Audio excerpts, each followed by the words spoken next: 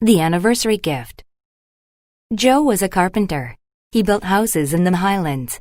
Joe's wife Stella used a needle and thread to sew elegant clothing.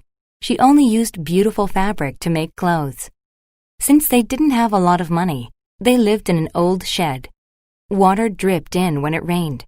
They had broken chairs instead of a couch.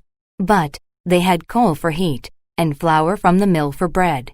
Together, they trimmed the bushes to make their house look nice. Joe and Stella were poor, but not ashamed. They were happy. Sometimes in the evening, they walked downtown. They looked in store windows and dreamed. Stella wanted a hairbrush with an ivory handle. She pulled her hair upwards every day because she didn't have a brush to make it nice. Joe wanted to fix his grandfather's watch. For their anniversary, Stella wanted to get Joe what he wanted. But then she did the arithmetic. It would take at least 6 months to save enough money. Then she had an idea. She cut off all of her hair and sold it. Meanwhile, Joe knew that he could never fix his watch, so he polished it and sold it. He made enough to buy the brush. On their anniversary, the door burst open. Joe was excited to give Stella his gift. But first, Stella gave him the money to fix the watch.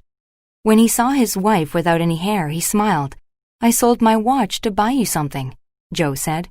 He gave her the brush, and she laughed. They were both willing to give up something very special to make each other happy.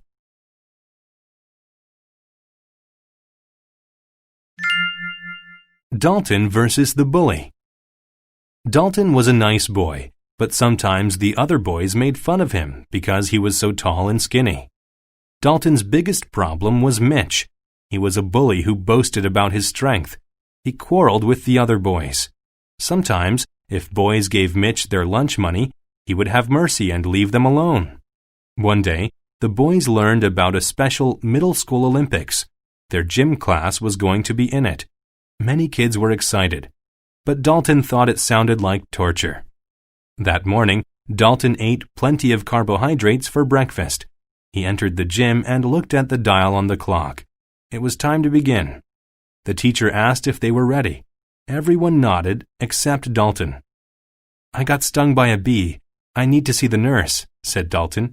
He made it up so he wouldn't have to play. "I don't believe you. Get ready to play," responded the coach. First, they wrestled. Then they jumped, crawled, and played other games. But Mitch was dominant in every event. They strained all morning to defeat him. By lunch they were sore. Their entire bodies ailed them. They thought about how to win. They knew the last game of the day was volleyball. Kids who used to be Dalton's rivals became his allies. They wanted him to help them beat Mitch. Dalton was going to be Mitch's opponent. The game started. Every time Mitch tried to hit the ball over the net, Dalton stopped it. Finally, Mitch used all of his strength, but the ball bounced off Dalton's hands and back into Mitch's face.